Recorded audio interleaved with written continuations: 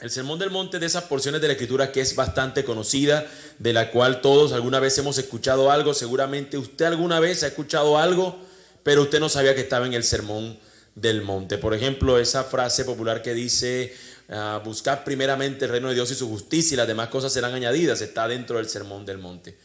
Y así como eso, muchas otras frases. Por ejemplo, el que construyó su casa sobre la roca, el que construyó su casa sobre la arena, pertenece al Sermón del Monte, y así muchas otras cosas que están enseñándose en ese popular sermón.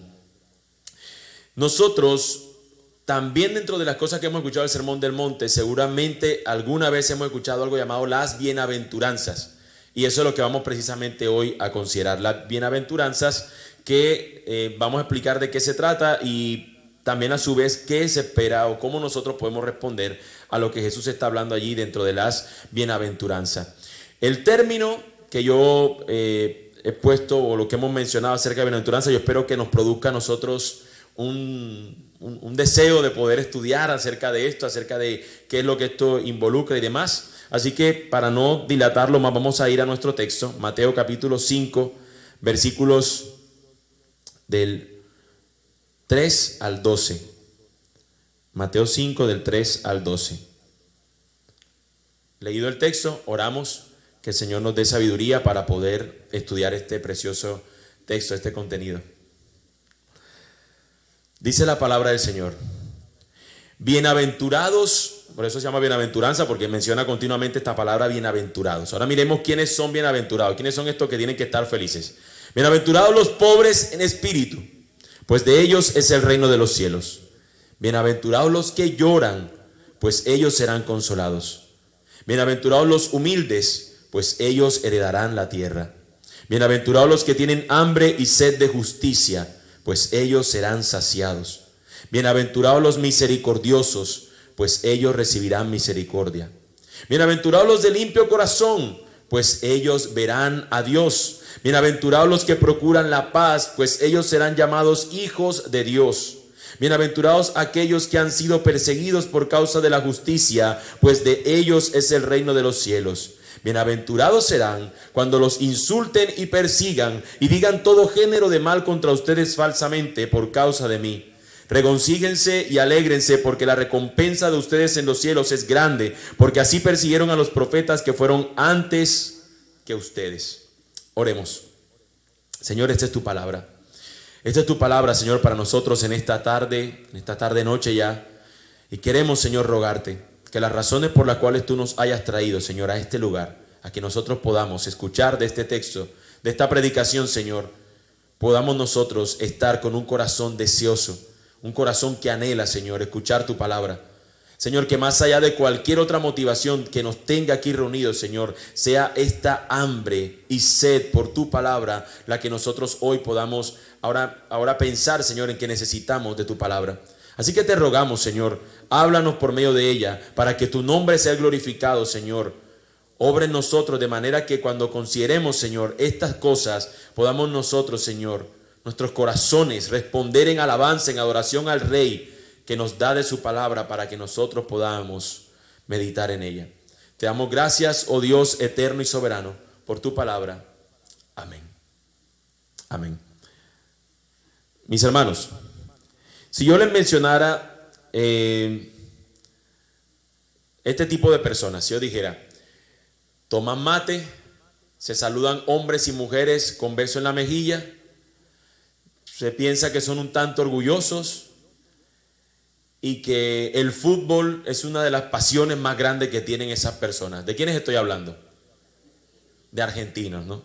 Bueno, si hubiese dicho Che, hubiese alguno seguramente dicho enseguida algo.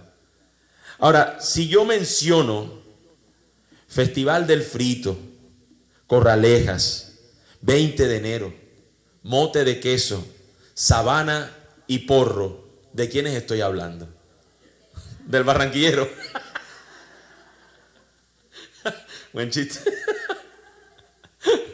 Cierto que esos son aspectos culturales que usted enseguida los escucha y usted dice, están hablando de los cincelejanos, ¿cierto? Están hablando de Cincelejo. Y eso se conoce, podríamos considerar eso como la idiosincrasia del cincelejano. Obviamente esos son algunos aspectos culturales de las cosas que celebran, pero también forman parte de lo que viene siendo la cultura que está alrededor de las personas que están en este lado de Colombia. Ahora, definiendo, no solamente señalando lo que pudiera considerarse como idiosincrasia, definiendo lo que es la idiosincrasia, escuchen lo que es una definición corta. Dice, la idiosincrasia es el conjunto de ideas, comportamiento, actitudes particulares o propios de un individuo, grupo o colectivo humano, generalmente para con otro individuo o grupo humano. Es decir, son ciertas cosas de que componen la manera como se comportan, cómo piensan, cómo reaccionan las personas de un tipo de región o acerca de algo en particular. ¿Cómo responden esas personas? Yo al título de esta enseñanza le he puesto la idiosincrasia del reino. ¿Qué son esas cosas, actitudes, valores que identifican al reino de los cielos? Y aquellos que pertenecen al reino de los cielos, ¿qué los identifica? ¿Cuál es su idiosincrasia? En pocas palabras, o en palabras más sencillas, ¿cómo se distingue un cristiano? Si usted dice ser cristiano, estos son sus distintivos. Este es el carácter de aquel que dice ser cristiano, de aquellos que son discípulos de Jesús. Esta es la manera como se identifican.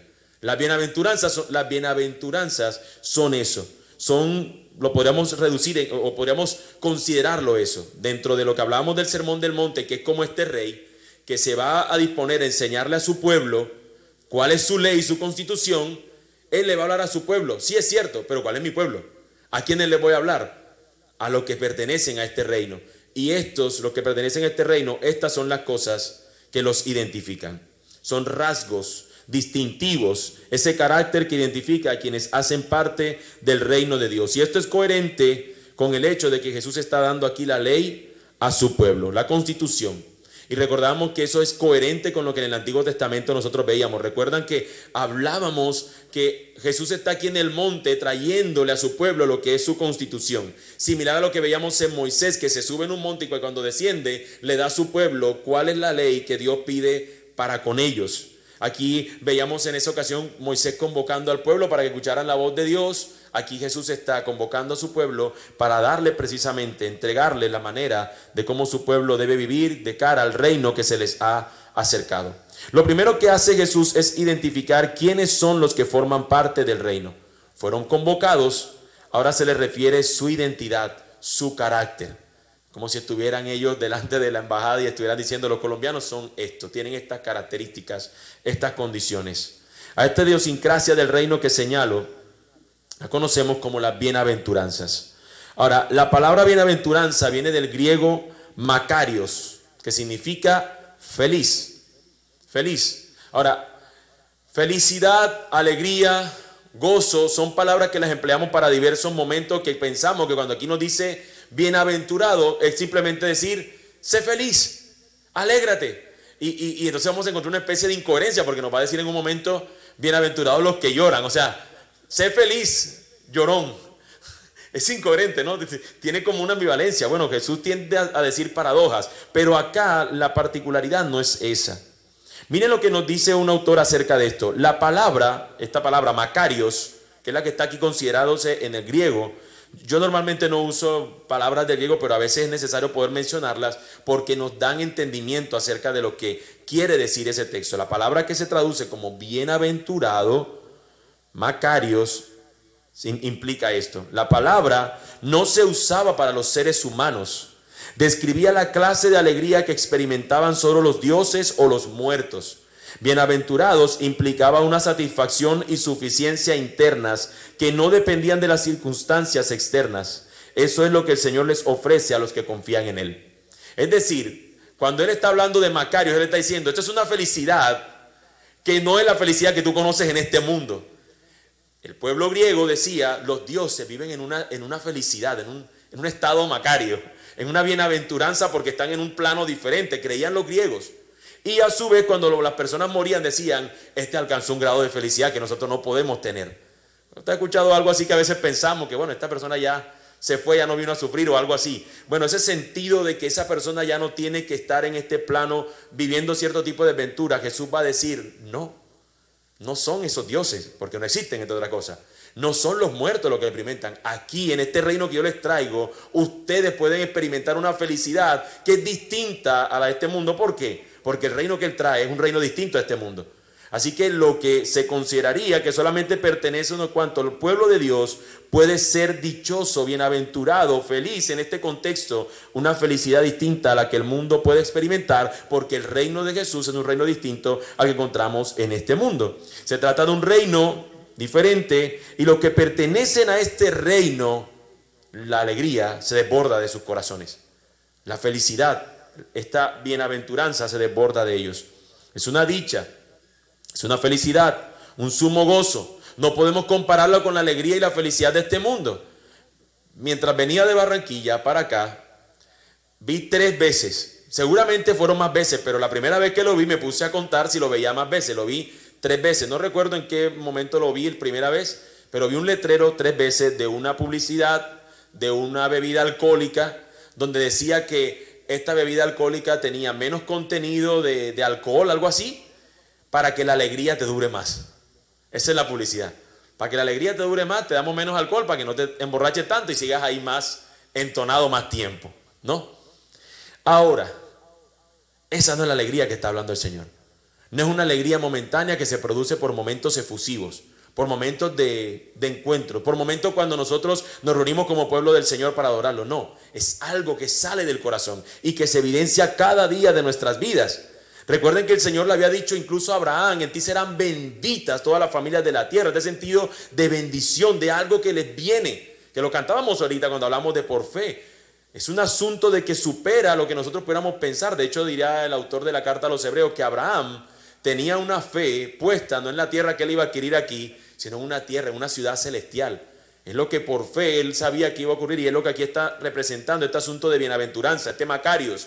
Es una alegría por algo superior, no netamente a lo que en este mundo pudiéramos nosotros conseguir. ¿Alguna vez ustedes se han preguntado este tipo de cosas? ¿Qué es lo que identifica a alguien como cristiano? Cuando usted va por la calle, ¿qué lo identifica? ¿Su manera de vestir? Nos vestimos similar a los demás. Porque nos ponemos la Biblia bajo el brazo, a veces no la llevamos. ¿Qué identifica un cristiano? ¿Hay algo que realmente debe hacerlos ser diferentes a los demás? ¿Qué hace posible entonces que ellos pertenezcan a este reino del que habla Jesús? Bueno, pretendiendo a que nos acerquemos a responder estas preguntas y que en este texto lo encontramos, yo les propongo el siguiente argumento para considerarlo en el sermón de hoy. Hay una manera por la que un discípulo de Jesús se identifica, y es el gozo permanente, porque ya es parte del reino de Jesús. Hay una manera como se identifica un discípulo de Jesús. ¿Cómo? Porque de él hay un gozo. Hay algo que brota de él. Hay un gozo permanente. ¿Por qué? Porque ya es parte del reino. Porque ya es parte de Jesús. Para desarrollar este argumento vamos a considerar cada una de las bienaventuranzas que he leído anteriormente, pero la vamos a considerar segmentándola en 2 grupos. Un primer grupo va a estar en relación con Dios directamente. Vamos a hacer una especie de cruz. Una relación vertical con Dios, y vamos a analizar esas bienaventuranzas que nos muestran una relación casi directa allí con Dios. Y el siguiente grupo en relación horizontal, como una cruz, con nuestro prójimo. Entonces vamos a ver el primer grupo. El primer grupo es la bienaventuranza. La idiosincrasia del reino se evidencia en la relación con Dios. Versículos 3 al 6. Cuando nos acercamos a las bienaventuranzas tenemos una tentación muy grande, y es lo que quiero que evitemos. Y obviamente esta tentación no es producto del texto, es producto de nosotros mismos, que solemos leer la Escritura como acciones o comandos que tenemos que cumplir. La bienaventuranza dice esto, tenemos que hacer tal cosa. Y no es así. Ya voy a explicar de qué es lo que busca, qué es lo que pretende, porque a veces queremos acercarnos a ellas como nos acercamos al Sermón del Monte. Hay un mandamiento y yo tengo que cumplirlo para entonces poder ver a Dios, como va a decir ahorita una. Para poder ver a Dios yo tengo que hacer esto. Para poder ser consolado, entonces tengo que llorar. Entonces alguno compra cebolla y se pone a picarla para llorar, para que Dios lo consuele. Y no es eso lo que está indicándonos el texto. Se trata de algo que se produce en el ser interior por medio del Espíritu de Dios. Y esto no es algo que nosotros podamos producir, es algo que Él hace. Y cuando Él lo hace, empieza esto a evidenciarse en nuestras vidas. Debemos acercarnos a las bienaventuranzas como señala un erudito. Dice, las bienaventuranzas se encuentran en forma de paralelismo sintético, un tipo de poesía hebrea en la cual el segundo verso completa el significado del primero. Es decir, lo que está diciendo en la segunda parte de la bienaventuranza te explica el por qué podemos vivir lo siguiente. Ahorita cuando lleguemos a las bienaventuranzas, cada una de ellas los vamos a estar viendo. ¿Y por qué lo decimos así? Por ejemplo, voy a poner de ejemplo para darme a entender con la primera bienaventuranza. Dice, bienaventurados los pobres en espíritu, pues de ellos es el reino de los cielos.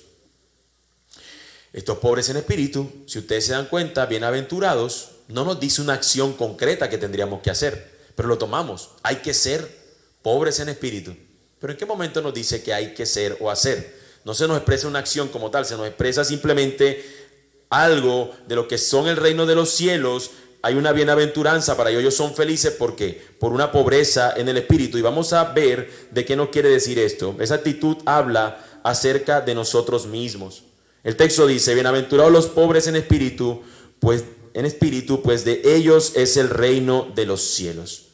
El reino de los cielos es diferente al reino de este mundo. Ya Jesús lo diría también, o lo dice en otro evangelio, habla acerca de cómo se distingue su reino del reino de este mundo. El reino de este mundo, o los reinos de este mundo, persiguen cosas para ellos tener mayor lugar, se evidencia en este reino de este mundo porque las personas buscan la opulencia por el orgullo de las personas, y el reino de los cielos es distinto. Y aquí se presenta de cierta manera esa distinción. En lugar de decirnos Jesús, bienaventurados los ricos porque es mi reino y mi reino es de riqueza, es todo lo contrario. El reino de los cielos se compone de pobres. Está lleno de pobres. Pero estos no son unos pobres cualquiera, porque probablemente algunos entonces piensen y diga, bueno, pertenece a mí que estoy bien pobre porque no tengo un peso en el bolsillo. Pero está hablando pobres con una condición, pobres en espíritu. Pobres en espíritu. Y nótese que no es un pobre de espíritu, esa persona que siempre está desganada, que usted lo ve y le dice, mira, ay, pasé tal cosa, y él, ay, sí, ahorita, ay, más tarde, no, qué pereza hace. No está hablando de una pobreza de ánimo, está hablando de pobres en espíritu. Lo que está indicándonos el texto, y a qué esta clase de pobre deberíamos ser, es por nuestra propia condición. La Escritura nos dice que en Génesis 3, cuando el hombre peca, cae contra el Señor le dice, el día que comas del fruto del árbol, ese día morirás. Y ese hombre muere espiritualmente, pierde su estado con el Señor lo rechaza. Ese hombre delante de Dios es un pobre, es un muerto espiritual. No tiene en él riqueza alguna espiritualmente. Aquellos que entienden que están lejos de Dios, es como empiezan realmente a acercarse al Señor. El reino de los cielos es para aquellos que reconocen su bancarrota espiritual. Yo no soy nada y no tengo nada sin Dios. Yo no puedo decir, yo Señor, tú tienes que escucharme, Dios. ¿Por qué? Porque sí, porque tú eres bueno y punto. No, los que reconocen su estado delante de Dios, de que son pobres en espíritu, son estos a los que el reino de los cielos le pertenece. ¿Por qué? Porque ellos precisamente reconocen que están lejos de Dios y que necesitan de Él. Lo primero que las personas debemos hacer cuando conocemos al Señor es reconocer cuál es nuestro estado delante de este Dios. Ahorita lo cantábamos en la segunda canción, cuando hablábamos acerca de que Él gobierna el trono de nuestro corazón, algo así dice la canción. Ese sentido de que un rey se despoja de su reino para dárselo a otro es la palabra que se conoce como abdicación. Cuando alguien renuncia a su reino. La reina Margarita II de Dinamarca anunció el 14 de enero de este año, esa mujer abdicó. Durante 52 años estuvo reinando en Dinamarca. A sus 83 años esta mujer dijo, ya es hora. Y pronunció las siguientes palabras: dejaré el trono a mi hijo, el príncipe heredero Frederick. Las razones del por qué esta mujer renunció después de 52 años como monarca en ese lugar es porque se hizo unos chequeos médicos y se vio que estaba como mala, como maluca diríamos, ¿no? Y dijo, ya es hora que yo le deje este trabajo al que sigue, a la próxima generación. Y por esta condición, por esta razón terminó ella renunciando a su trono. Bueno, no es lo mismo, pero se acerca a lo que yo quiero ilustrar. Reconocemos nuestra condición, reconocemos nuestro estado deplorable, nuestra pobreza espiritual, ¿Y qué decimos? Yo no puedo gobernar, yo no puedo seguir en este trono. Entrego el trono al Rey eterno para que Él sea quien gobierne. Y así es como entonces se pertenece a este reino de los cielos, de donde nosotros no somos el Rey, sino que Él es el Rey. Recuerden que eso fue lo que el hombre, o cuando caen nuestros primeros padres, no Adán y Eva, cuando caen es por esa razón. ¿Por qué caen? Porque la serpiente los tienta y le dicen, serás como Dios, serás tu propio Dios, tú vas a ser tu propio Dios, tú vas a decidir. Dejaron a Dios, lo quitaron a Dios del trono y se pusieron ellos mismos. Tenían un llamado a ser estos que, creados a la imagen y semejanza del Señor, precisamente representaran a Dios delante del mundo, pero lo que hicieron fue todo lo contrario. Ahora se nos pide a nosotros que nuevamente le demos el lugar a Dios, renunciando a nuestro trono. A los que son así, a los que entienden su condición, les pertenece el reino de los cielos. Es así como somos parte de su reino. Es así como inicia todo. Entonces podemos ver el sentido de cómo la segunda parte explica entonces la primera, la bienaventuranza. A los que les pertenece el reino de los cielos son felices porque reconocen su pobreza espiritual. Reconocemos nuestra pobreza espiritual. ¿Cómo no ser felices al renunciar a nuestro trono? ¿Cómo no ser felices? Si Dios no se equivoca, Dios es perfecto, es santo, es justo, vale la pena que le demos el lugar a Él que le corresponde, pero usualmente pensamos, somos más sabios que el Señor. Pero allí no termina todo, mis hermanos. Reconocemos primero nuestro estado delante del Señor, pero ahora tenemos que ver hacia el interior y reconocer nuestra condición pecaminosa. Nuestra actitud hacia el pecado debe ser diferente. Estábamos espiritualmente muertos y el pecado nos tenía a nosotros en esta condición. Así que nuestra actitud ante el pecado, a ser parte del reino, debe ser otra. Por eso la siguiente consideración que nos da la bienaventuranza es natural, conforme a lo que él ha dicho primero. ¿Qué nos dice el versículo 4? Bienaventurados los que lloran, pues ellos serán consolados. Serán consolados aquellos que lloran. Serán felices luego de eso. No es un llanto producto de haber abdicado. ¿Por qué le entregué el trono de mi vida al Señor? No, ¿por qué lo hice? No es un llanto lastimero por lo que ha hecho. Tampoco es cualquier tipo de llanto de que perdí todos mis ahorros, que el negocio X me salió mal, que tristemente eso nos pone triste y lloramos cuando un ser querido se muere y eso nos duele y es un llanto, pero no está hablando de ese tipo de llanto particular. El texto es consecuente a lo que viene diciéndonos. Está hablándonos del reino, está hablándonos de los que pertenecen al reino, los pobres en espíritu, y estos que conocen su condición espiritual de pobreza van a lamentar el hecho de que ellos pecan contra el Señor. Van a lamentar el hecho de que ellos no han vivido conforme a este rey. Se trata del llanto producto de nuestro pecado. Recibiremos consuelo ahora y mayor en el futuro. La Escritura nos dice que toda lágrima será enjugada de nuestras mejillas. Algún día, mis hermanos, algún día nosotros no pecaremos más. A veces pensamos en el cielo como el lugar donde nosotros, ya no trabajaré diferente, ya no me cansaré, ya podré comer lo que quiera y mantendré una silueta de primera, no sé, cosas muy pecaminosas a veces pensamos. Pero en el cielo lo grandioso, mis hermanos, es que veremos a Dios y no habrá nada que nos los impida, porque no habrá pecado, no habrá pecado que impida eso. Ahora lo grandioso es que Dios va a estar allí. Eso es el cielo es cielo porque Dios estará allí y le veremos tal cual es Él. Pero a su vez nosotros no tendremos nada que nos impida porque el Cordero es quien ha permitido que nosotros podamos estar allí. El sacrificio de Cristo. Así que recibirán consuelos aquellos que tras el pecado pueden acercarse al Señor. ¿Cómo no ser feliz cuando el pecado nos ha sido perdonado? ¿Cómo no es feliz alguien quien entiende su condición? Yo no soy nada delante de un Dios santo.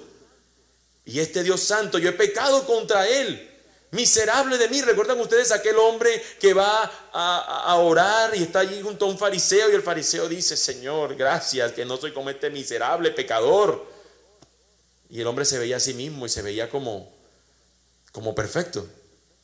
Y dice que ese otro hombre, pecador publicano, no quería ni siquiera levantar su mirada a los cielos, porque se sabía pecador. Dice, Señor, yo no soy digno.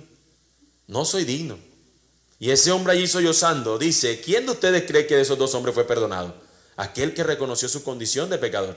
Aquel que reconoció su condición encontró en el Señor el perdón. Aquel que entiende y llora por causa de su pecado encuentra en el Señor consuelo. Y ahora sigue entonces mostrándonos la cadencia. Reconocemos quién es Él, lloramos, nos duele nuestro pecado. Versículo 5, bienaventurados los humildes, pues ellos heredarán la tierra. Aquí es otro asunto donde no podemos considerar cómo ser humilde. ¿Cómo ser humilde? ¿Usted ha visto una persona? ¿Cómo usted sabe que una persona es orgullosa? Porque va a decir, en mi humilde opinión. Es el comentario más orgulloso. En mi opinión es la humilde. ¿No se da cuenta de eso, de lo absurdo que es decir, en mi humilde opinión? No, di tu opinión y ya. Es tu opinión. No le dejes ese adjetivo porque ya está mostrando orgullo en ella. En mi humilde opinión, yo creo que hay un tanto orgullo ahí. Ahora, no se trata simplemente de una consideración particular nuestra de, ay, fulano es más humilde que otro. No, se trata de estos, y la palabra aquí que utilizan como humilde en esta versión y como mansos en alguna de las que ustedes tienen allí, es una palabra que implica como cuando un animal salvaje era domado. Un animal salvaje que tiene un brío impresionante, que ese animal relincha, salta y hace de todo y logra ser domado por su amo y ahora lo puede sujetar. Eso es lo que implica aquí esta humildad, esta mansedumbre. Son estos que saben lo que tienen dentro, cuál es la furia que pueden salir ellos, cuál es si el Señor no lo detiene, el pecado en nosotros, ¿qué no haríamos? ¿Qué no seríamos capaces de hacer? Pero el Señor obra en nosotros, y esa obra de Él, este reconocimiento de nuestra escasez espiritual, este reconocimiento del dolor por el pecado, nos lleva a reconocer y a poder considerar que a estos que heredan la tierra son precisamente lo que han sido domados por el Señor, los que son mansos. Son cualidades distintas a los reinos de este mundo, las que hemos visto hasta ahora. Pobres, llorones y humildes. El mundo, ¿qué nos dice? Sé atrevido. Pues cómete el mundo, devóralo, sé una fiera. Y aquí nos dice, sé manso. No menso, manso, humilde. El mundo nos dice, desbórdate en alegría. El Señor dice, bienaventurados esos que les duele. ¿Qué cosa? Su pecado. Esta pobreza en lugar de la riqueza. Este manso es el que se somete a su rey, pues él es su amo. Ya lo ha reconocido como su Señor, ha abdicado a su trono. Ahora se somete a él, se somete a su voluntad, resiste a sus deseos. Busca, o el Señor obra para que resista. Mis hermanos, nosotros sabemos que esto es difícil, pero el Señor promete obrar eso en nosotros. Y promete que eso se va evidenciando. Seguramente algunos de los pecados con los que usted lidiaba, usted ya está viendo más victorias, es probable. Aunque con algunos todavía seguimos viendo derrotas. Pero el Señor va obrando. No son los orgullosos, son los humildes los herederos. La Escritura también nos señala en el Antiguo Testamento un personaje llamado Nimrod, que se convirtió en dice el primer poderoso en la tierra, y reunió a otros hombres y le dijo, vamos a hacer una torre que vamos a llegar hasta el cielo y vamos a ser dioses, vamos a coronar como un dios. Y en este sentido de orgullo, de altura, de estar allá arriba. Y el Señor allí los confunde y les da a cada uno lenguas distintas para que no puedan entender si se tienen que separar. Ahora, estos que son humildes, le pasa todo lo contrario. Dice que en lugar de perder la tierra, lo que hacen es heredarla. Heredan una tierra. Así que el Señor está hablando de un reino distinto, donde el comportamiento y la idiosincrasia de los que pertenecen a ese reino son totalmente distintos. Y se compone en la última de las bienaventuranzas de este bloque en referencia a Dios. Nos dice el versículo 6, bienaventurados los que tienen hambre y sed de justicia, pues ellos serán saciados. Ahora fíjense la otra comparación. Tener hambre, ser hambrientos, sedientos y que no tienen justicia. Como resultado de las anteriores, estos tienen hambre y tienen sed. No es un hambre y sed física. No es un hambre y sed física. Porque todas las personas tendríamos parte entonces del reino de los cielos, porque todos los días nos da hambre y todos los días tenemos sed. Y hay algunos que el hambre parece que no se nos acaba y están todo el tiempo allí. Y esta justicia tampoco tiene que ver con la justicia de que no nos han resuelto algún problema, con algo que necesitamos que la justicia nos resuelva, no. Esta justicia es una perfecta conformidad con la ley divina. Tiene que ver con el estado actual en el que nos encontramos, que es un estado legal, en qué estado se encuentra el hombre. ¿Cuál es nuestro estado delante de Dios? ¿Cómo decirlo? Delante de Dios, ¿cómo estamos nosotros ahora? ¿Como culpables o como justos? ¿Qué hace Él en nosotros? Es ese estado de búsqueda de que Dios sea nuestra justicia, pero al mismo tiempo tiene que ver con nuestra conducta ética, es decir, con nuestra manera de vivir. Dice la Escritura que aquellos han creído en el Cordero, en Cristo, han sido justificados, han encontrado justicia. Ahora su estado legal es ese, son justos. Son justos. Los que no, recuerda que lo leíamos al principio en el Salmo 1, son impíos, permanecen en ese estado de condenación. Ahora, estos justos tienen que vivir de una manera justa, que es lo que el Señor va a decir más adelante en este mismo Sermón del Monte, que vuestra justicia sea mayor que la de los fariseos y los escribas. Su manera de vivir debe ser justa a lo que yo indico en mi palabra. Así que pobres, llorones, humildes, hambrientos y sedientos, juntos pueden alcanzar lo que o pueden recibir o pueden pertenecer a este reino con estas condiciones, donde son saciados, donde tienen una tierra, donde son consolados, donde pertenecen al reino de los cielos por medio de la obra que Cristo hizo. Es Cristo quien permite que nosotros, quien ha obrado para que nosotros podamos tener esto. Nos podemos relacionar con Dios por medio de Cristo. Recuerden, antes estábamos separados, pero si hemos creído en Cristo, hemos sido alcanzados y reconciliados con Él. Y eso es lo que nos presenta esta bienaventuranza. Tú eras un miserable, sin nada, sin poder ir a Dios, y Él ha obrado para que podamos nosotros acercarnos a Él. Ahora, nosotros nos acercamos a Él, o esta bienaventuranza, o pertenecer a su reino, no solamente es una actitud vertical respecto al Señor, sino que también se evidencia por una relación horizontal. La relación que vamos a ver es la relación que tiene que ver con nuestro prójimo cuando hablamos de relación horizontal. Ahora, quiero que tengan en cuenta lo siguiente también en las bienaventuranzas, y es que es como una especie de escalera. Un peldaño nos va llevando al otro. Cada una de las bienaventuranzas nos va llevando a la siguiente. Ahora, en lugar de pensar en una escalera que asciende, tenemos que pensar en una escalera que desciende. Porque empieza por reconocer nuestra condición y nuestro pecado y nuestra hambre y nuestra sed, y nos va reduciendo, como vamos a ver, la última de ellas señala cuál es nuestra condición ante el mundo y cómo nosotros podemos andar. Las bienaventuranzas anteriores son las que dan lugar a las que siguen, es un orden, dan lugar a estas que siguen. No podemos nosotros pensar que podemos ser misericordiosos cuando nosotros mismos no hemos recibido misericordia, y es lo que las anteriores señalan. Hemos clamado por esta justicia y Él nos ha dado. Éramos hambrientos, reconocemos nuestra hambre y nuestra sed, y Él nos la responde. Versículo 7, bienaventurados los misericordiosos, pues ellos recibirán misericordia. Bienaventurados los misericordiosos, pues ellos recibirán misericordia. Quienes han recibido misericordia son los que le pueden dar misericordia a otros. Si nosotros no tuviéramos no solamente el ejemplo, sino quien nos dio esa misericordia, no tendríamos de dónde hacerlo. La palabra de Dios nos muestra a su vez también una parábola de dos deudores. Un hombre le debe a un hombre poderoso una suma imposible de pagar, muy grande para pagar. Y el hombre al verlo le dice, te la perdono. Y cuando este hombre va camino, se encuentra con alguien que le debe a él y le dice, págame. Y la suma que él le debía era una suma muy menor, algo que era pagable. Y este hombre le dice, págame si no te llevo a la cárcel.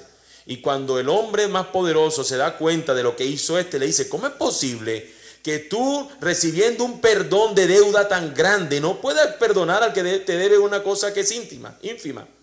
Ahora, por esa razón, de tú actuar de esa manera, te voy a meter a ti a la cárcel y no vas a salir de allí hasta que tú puedas pagar lo que me debes.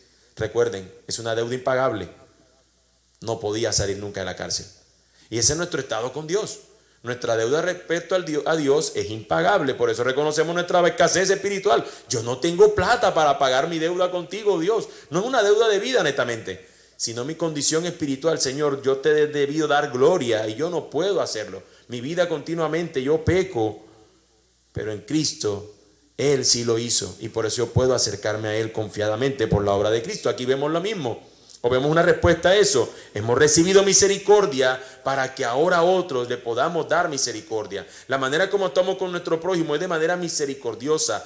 Dios tuvo misericordia de mí. No había nada en mí valioso para que yo fuera visto por Dios. ¡Qué grandioso eres, ángel! ¿Cómo el reino de los cielos se va a quedar sin Ángel Miranda? Eso no existe. No hay ninguno de nosotros que pueda decir, es que el reino de los cielos tenía que tener a alguien como yo. No. Cristo nos acercó por medio de su obra para que ahora nosotros seamos misericordiosos con los demás. Él tuvo de mí misericordia para que yo pueda tenerla por otros. También nos dice entonces el versículo 8, bienaventurados los de limpio corazón, pues ellos verán a Dios. Los del reino de los cielos tendrán algo, ellos van a ver al Señor. Y van a ver al Señor porque su corazón es limpio. Cuando la Escritura nos habla de un corazón limpio, nos habla de integridad. Una integridad conforme a los que conocen a Dios. Su actuar con otros es en consecuencia de eso. Su actuar no es en consecuencia. Cuando la gente trata a otros, debería ser o debería identificar. ¿Cómo se identifica un cristiano? También por la manera como actuamos con otros. Porque Dios nos ha transformado. Porque de una u otra manera podemos decir como Job. Job dice, de oída yo te había oído, pero ahora mis ojos te ven. ¿Él vio realmente a Dios? No. Pero cuando él conoció más de Dios, era una manera de él poder señalar, yo estoy viendo más a Dios. Y eso pasa con nosotros. En la medida que conocemos más a Dios, nuestro corazón está siendo purificado, limpiado. Y eso se debe evidenciar en la manera como vivimos con los demás, como actuamos conforme a los demás, con misericordia. Pero también en la manera como nosotros nos presentamos o andamos delante de este mundo. La Escritura nos dice, ¿quién podrá entrar en su santuario? Nos dice el Salmo, el de manos limpias y de corazón puro. Y cuando nos miramos a nosotros, ni las manos están limpias ni el corazón está puro, entonces nadie puede entrar. Pero los que pueden entrar a ver a Dios son aquellos que han creído en aquel que sí tiene las manos limpias y el corazón puro, aquel que hizo la obra perfecta. Ahora es en Cristo que podemos entrar a su santuario. Podemos y tenemos acceso libre. Entonces estos que han creído en Él y que han visto a Dios en ese sentido de conocer más de Él, se identifican porque su corazón está siendo transformado, está siendo limpiado. Tienen un nuevo corazón para adorar al Señor y para vivir conforme a ello en el mundo. Recuerden, se trata de un reino diferente, se trata de un reino distinto. Sigue el texto diciéndonos en el versículo 9, bienaventurados los que procuran la paz, pues ellos serán llamados hijos de Dios. El siguiente peldaño, va hacia abajo. Bienaventurados los que procuran la paz, pues ellos serán llamados hijos de Dios. Ahora, esto no se trata de los que reciben el premio Nobel de la Paz, porque curiosamente lo recibió Santos y ahorita está nominado, si no estoy mal, Gustavo Petro. Y yo no creo que esas dos personas hayan buscado realmente una paz. Y anteriormente creo que fue nominado Obama, creo. Y Obama fue el presidente de los Estados Unidos que más estuvo en guerra. Se lo vieron dárselo quizás a Trump, siendo realista, porque Trump sacó a todas las tropas de los lugares donde habían en guerra. Pero pues bueno, Trump no comulga con esa gente. No estoy defendiendo a una persona, simplemente estoy diciendo lo ilógico que el mundo señala a quienes dan los beneficios de la paz y a quienes no. Y eso es lo que el mundo entiende. Cuando una persona ve que hay paz, cuando se mete que se pone en la mitad para que dos no peleen. Quieto ahí. Bueno, yo una vez hice eso y no lo vuelvo a hacer. O sea, el que terminó cacao fui yo. Terminé con el ojo así y los otros dos no tuvieron ni un rasguño. Yo dije, no, esto no conviene. Estaba en el colegio. Entonces, bueno, habría que hablarlo con la distancia. Si veo que estos tipos se van a dar puño, yo mejor como que estoy a la distancia. Me intenté meter y salió que uno era karateca y me dio una patada en el ojo. Nosotros no somos llamados a dar este tipo de paz. No es una paz que busca que todas las cosas estén en una armonía y en una dulzura. Eso lo hicieron los hippies en los 60, ¿no? Eso no es lo que llaman al cristiano a que seamos. Son estos que han sido reconciliados que hoy se convierten en conciliadores o reconciliadores. Son estos que han recibido la paz que solamente Dios puede dar, los que ahora buscan que otros puedan vivir esto. Los que ahora son hijos de Dios procuran esa paz. Para cuando un reino llega, y fíjense otra vez cómo se nos muestra el reino diferente. Un reino tiene que buscar riqueza, Dios nos dice, este reino es de pobres.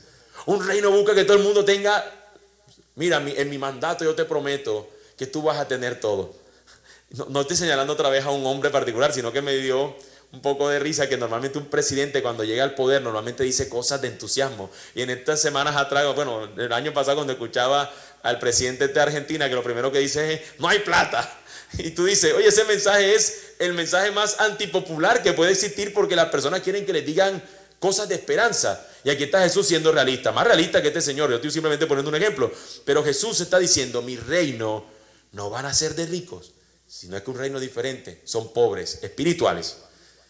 En este reino no van a todos a tener el hambre resuelta, no, todos estos van a tener hambre y sed, pero van a ser saciados porque la justicia les va a ser saciada. Y ahora el Señor aquí dice que en lugar de él conquistar a estas personas con guerra, dándoles guerra y venciéndolos, les dice, bienaventurados los que procuran la paz, porque estos serán llamados hijos de Dios. Estos hijos de Dios han recibido paz con el Señor. ¿Quiénes son hijos de Dios? Los que han creído en el Cordero, han recibido paz con el Señor y ahora procuran esta misma paz. Se trata de un reino diferente. Y esto termina entonces evidenciándose en nuestra actitud hacia el mundo. Nuestra actitud hacia el mundo es como resumen esta bienaventuranza de los versículos 10 al 12. Ahora, la semana entrante, quiero aquí hacer la cuña del siguiente episodio, nosotros vamos a ver la actitud también que deben tener los del reino de los cielos, pero es una actitud activa. Sal de la tierra, luz del mundo. Es algo como tenemos que identificarnos. Pero esta actitud aquí hacia el mundo es una actitud pasiva. Noten lo que nos dicen los versículos 10 al 12. Bienaventurados aquellos que han sido perseguidos por causa de la justicia, pues de ellos es el reino de los cielos. Bienaventurados serán cuando les insulten y persigan y digan todo género de mal contra ustedes falsamente por causa de mí. Regocíjense y alégrense porque la recompensa de ustedes en los cielos es grande, porque así persiguieron a los profetas que fueron antes que ustedes. Lo único que han hecho estas personas, en palabras cortas, es ser parte del reino de los cielos. Aquí no están haciendo nada de manera activa, simplemente lo que son en Cristo, eso les causa persecución. Cuando eso les pase, siéntanse dichosos, sepan que pertenecen al reino y este tipo de persecución los debe a ustedes hacer sentir felices. De hecho, eso lo entienden los apóstoles. Los que escribieron el Nuevo Testamento dicen, bienaventurado porque estoy viviendo los sufrimientos de mi Cristo. Bienaventurado si los padezco. Y nosotros hoy no queremos padecer nada. Parece que el sufrimiento hoy es simplemente, no, para los del primer siglo. Nosotros hoy cristianos no, y aquí estas palabras son para los creyentes, para los discípulos de Cristo. No es que ahora vamos a salir a la calle diciendo, denme piedra o golpéeme, no. Pero si por causa de nuestra fe somos perseguidos, vituperados, no deberíamos nosotros considerar, Señor, esto no está bien, es parte de haber creído en Él y por eso deberíamos sentirnos dichosos, dice el texto. Esta persecución está asociada a cualquier otro aspecto, sino al religioso. ¿Por qué? Fíjense, el versículo 10 dice, de ellos es el reino de los cielos. ¿A quiénes? A los que han sido perseguidos por causa de la justicia. O sea, es probable que por pertenecer al reino de los cielos, tú experimentes esta dicha. ¿Cuál dicha? De que seas perseguido. Por causa de mí, dice el versículo 11, bienaventurados serán cuando los insulten y persigan y digan todo género de mal contra ustedes falsamente, por causa de mí. Y tenga eso en cuenta, porque a veces yo he escuchado, y esto lo digo en serio, yo he visto personas que han tomado ese texto para decir, es que me están persiguiendo, ¿y qué hiciste? No, es que mi jefe quería que hiciera una tarea, pero yo no la hice. No te está persiguiendo, te está pidiendo lo que es coherente con lo que tú tienes que hacer. Ponemos siempre una excusa con este texto, no, me están persiguiendo. No. Si tuviera un joven aquí, diría, un muchacho de estudio, de escuela, diría, mira, no te están persiguiendo. Cuando el profesor no te la estamos dando, no te está pidiendo simplemente que rindas en tu escuela. No te está pidiendo lo que es justo. Ahora por último el versículo 12 dice, regocíjense y alégrense porque la recompensa de ustedes en los cielos es grande, porque así persiguieron a los profetas que fueron antes de ustedes. Bienaventurados, ¿por qué? Porque nosotros seguimos a este Dios fiel, que así como guardó a un pueblo, cuando el pueblo era infiel, Él guardó profetas. Él tuvo hombres como los profetas. Mientras todo el pueblo era infiel, hombres fieles como los profetas y un grupo de estos guardados, el Señor los tuvo allí para que fueran fieles. Y eso promete el Señor. Aun cuando pudiera venir una persecución, debemos sentirnos bienaventurados y esta llega por causa de lo que nosotros hemos creído. Regocíjense, alégrense, porque la recompensa de ustedes en los cielos es grande, porque así persiguieron a los profetas que fueron antes que ustedes. Y nótense cómo las demás veces ha dicho bienaventurados, pero cómo termina el versículo 12 diciéndonos, regocíjense, alégrense. Cambia. ¿Qué cambia aquí en este texto? ¿Cómo Jesús se está dirigiendo? Dice bienaventurados, en un sentido general. Aquí cambia a alguien específico. Regocíjense y alegre, porque la recompensa de ustedes en los cielos es grande, porque así persiguieron a los profetas que fueron antes que ustedes. Este reino es diferente. En estos días, creo que fue ayer, que escuché una noticia, o por lo menos vi una imagen donde decían que a un niño había sido condenado a cadena perpetua porque sus padres los encontraron con una Biblia en Corea del Norte. Niño de 2 años. ¿Cuántos años tiene tu pequeñito? Bueno. No te vayas para Corea entonces si no quieres que lo condenen. Los padres, al parecer cristianos, tenían una Biblia en su poder y al niño de 2 años lo condenaron a prisión perpetua porque sus padres eran creyentes. Ahora sabemos que ese es un estado donde está encerrado, aunque en una frontera y demás, tiene unas condiciones muy puntuales en lo que políticamente está asociado a esa nación. Sin embargo, persecuciones pudiera recibir una persona por causa de su fe, pero tiene que aferrarse a esas promesas. Y yo sé que este mensaje luce un poco más para nosotros tranquilón, porque no tenemos este tipo de asuntos, pero deberíamos pensarlo. ¿Cómo hermanos están siendo este texto? Está siendo un reto para ellos de manera real, directa. Por causa de mi fe no me quieren. Y a veces nosotros pudiéramos enfrentar eso en mayor o menor medida. Pero no es que buscamos la lucha, nuestra búsqueda es dar el mensaje de paz. Pero si llega la persecución, confiamos en que el Señor nos ha llamado a pertenecer o somos parte de su reino y simplemente los enemigos van a enfrentarse a esto. Es un reino diferente. Imagínense todo lo que yo he mencionado, una gente que se reúne alrededor de Jesús.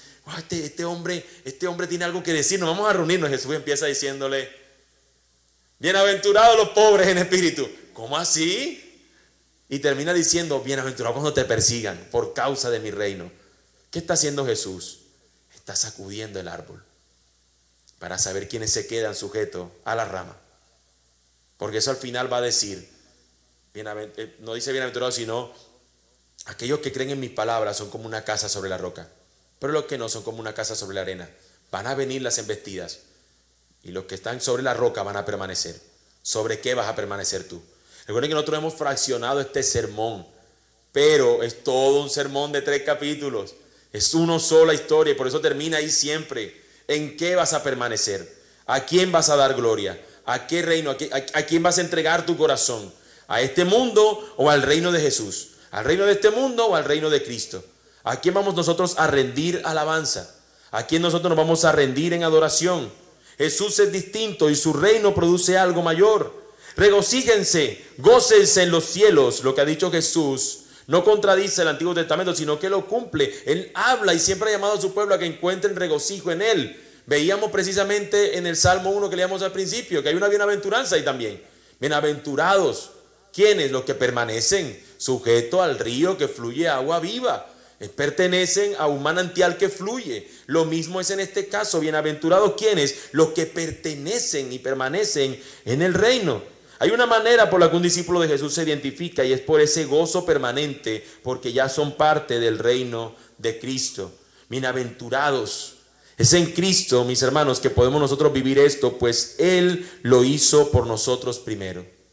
Si tú eres un discípulo de Cristo, esta dicha también es tuya.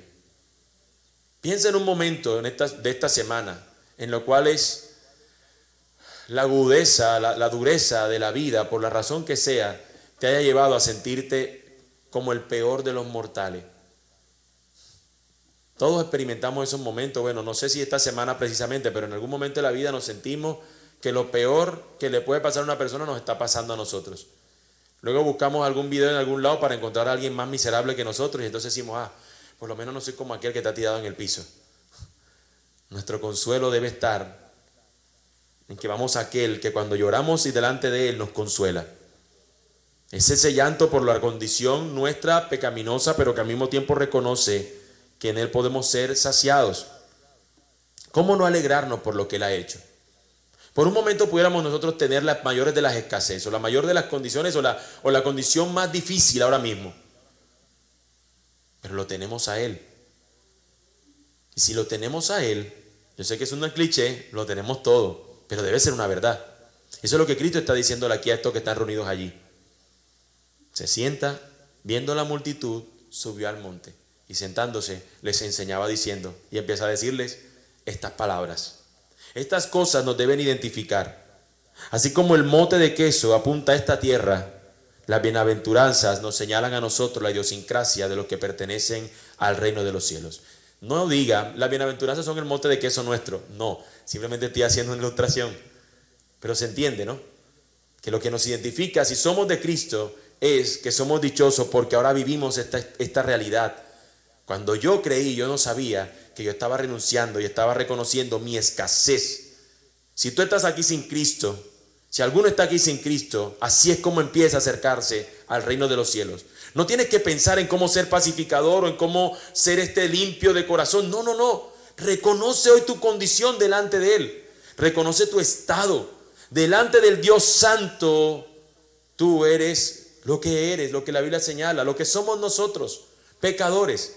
La única diferencia o la diferencia entre un cristiano y un no cristiano de todas estas que hemos visto es eso precisamente, que cuando nosotros pecamos, lloramos por causa del pecado y vamos a Él para encontrar el consuelo por nuestra causa, porque reconocemos que en nosotros no está la fuerza para poder luchar contra el pecado, sino en Él, que ya lo ha vencido. Pero el que no es cristiano, su lucha, si es que lucha contra un pecado, porque rara vez lucha contra un pecado, sino que muchas veces se rinde a Él, lo hace en sus fuerzas y no descansa en la obra soberana de Jesús. Así que hoy empieza acercándote a Él de esa manera, con esa acción particular. Reconoce delante del Señor de los cielos que eres un pobre en espíritu. Si esa reina de Dinamarca abdicó, reconociendo su condición, dejó su trono para dárselo a su hijo, hoy tú renuncia al trono de tu corazón, abdica y dáselo al Hijo, dáselo a Cristo, que Él sea quien gobierne tu corazón. Vamos a orar. Señor.